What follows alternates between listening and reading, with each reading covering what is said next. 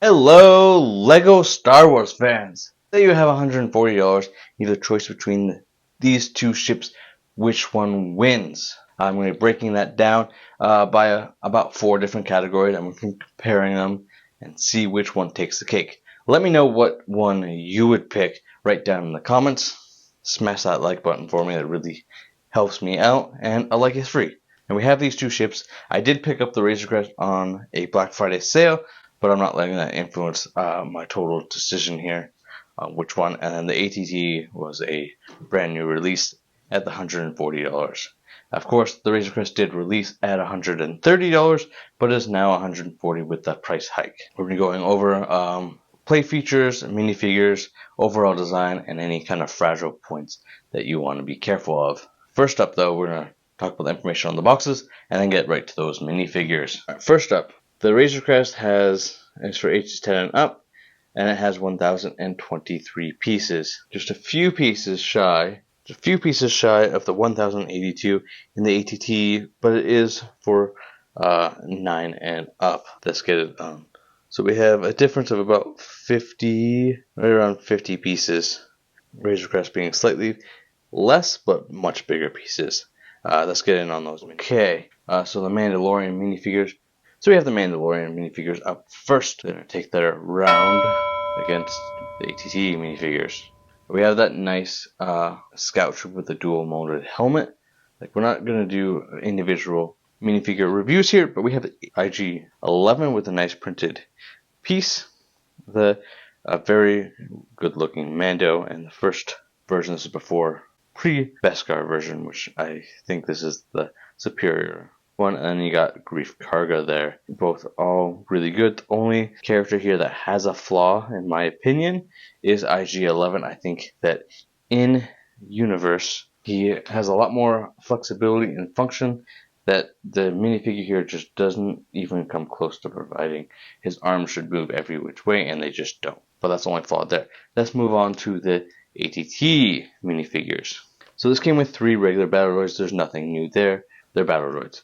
We did get the first ever Phase 2 commander code that we've been asking for, and we wanted in on that gunship, which we didn't get. You have the 3 Phase 2 212 troopers, although they do have that printing problem. We'll get nice and close so you can see. So they were a little bit misprinted, and that was done on purpose, and fails to capture the accuracy. And then it came with a gunner up there, which is pretty good. So here's my sheet.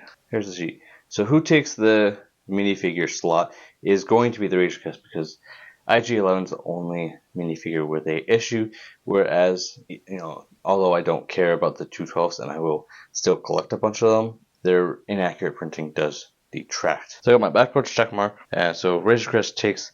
I'm sorry that this is really washing out. Maybe that's better. Okay, so we got my backwards check mark on the minifig category, and ATT lost that, giving the point to the Razor Crest. But now we're going to start with some build quality. We'll do a little bit of flyover, and my minifigures keep on falling on this table. So we have the Razor Crest here. It's a fully open, you can open all the panels, all the minifigures, of course. It's a really thick, solid build. It has, I don't want to go over all the features because I did that in a review, which you should be able to watch on the end screen there. But you got carbonite bricks, and you could really load this up lying down with 10 minifigures if you so wanted. The problem is getting them in. If you want them to see and have, it's not very detailed like a UCS. It's not trying to be. It's a play scale. But they use some really creative parts here, like a gunmetal barrel here, and then this top part, which can be an escape pod. It can pop right out, or you can take a 2x2 tile or 2x2 plate and just stud it off, and so it can't go anywhere. This thing does really well is it hides the play features. Now, it was going to be another category, but I'm not doing it on this comparison. Both the stud shooters or spring-loaded missiles are very hidden, and you can leave them alone, and you barely even notice that they're there. Go to the other side here, it's kind of the same thing, but you got the extra storage there. You just got lots of space, and you got 2 pilot seats in the front there, where you can load a couple of minifigures in there. There's just not really a good spot to stick Grogu other than in Mando's hand. That's build quality for the Razor Crest. Now the build quality for the ATT here. It's a very solid build. Both of these feel like that you could drop them from a pretty, 4 or 5 feet and they would survive okay. I'm not going to do a drop test, but the stickers, as far as build quality on the ATT, really do add a lot of value. Your cockpit slides out and it's pretty sturdy. It's not going to fall off. The only pieces that are going to fall off on this ATT are those turrets. There's no good way around that. There aren't pieces that are going to secure that superly well. It also has some play features like the Razor Crest. It has these. It's about as focused as we're getting today. It has those stud shooters in green. Those are they're very exposed. The truth is they are exposed. They don't look like they do in the movie, but they are trying to add a play feature, which is really cool.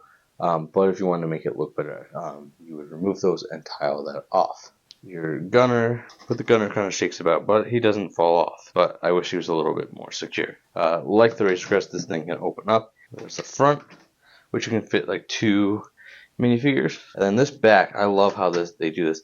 Like, this is a very sealed off back. You have back turrets in here, and then you have about 5 seats, but you could probably, fit a couple more in there. Load a small battalion of 212 in there.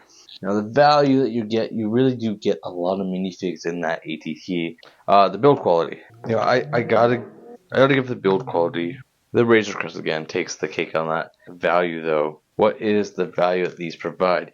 I mean, you get 8 minifigures, including some battle droids, which we all have.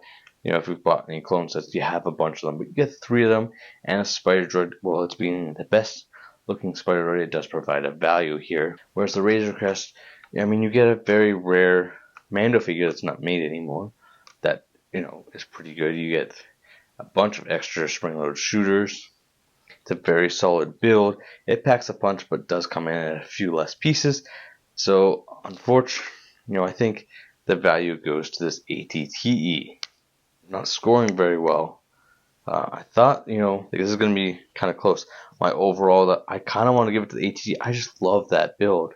And not like I don't like the Razor Crest, but I think, my check marks here, my overall has to go to the Razor Crest. I think it has to take the cake. Being a very solid build, I think, half point was for build quality, is that it is a little bit short and small.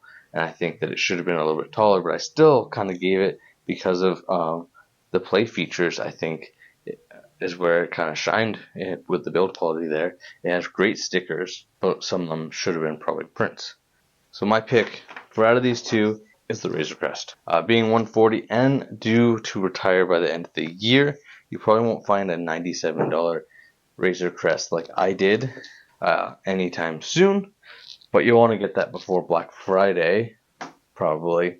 Where you're going to start seeing this just disappear from LEGO stores and shelves. If you're still late to the party to get yours, now is kind of that time, and it does win this $140 LEGO off, if you will. Let me know what you think right down in the comments. Don't forget to like, comment, and subscribe, and I'll see you in the next video. We have this grab, and the Razor Crest took it, but just barely. At the end of the day, though, it's going to depend on what kind of fan.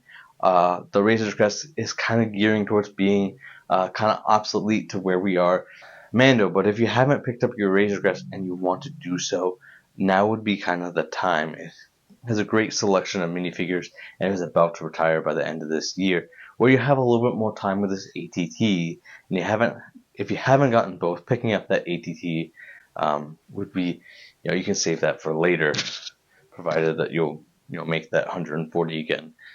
But if you're more of a Clone Wars fan and want to build up a clone army, then the ATT is the way to go.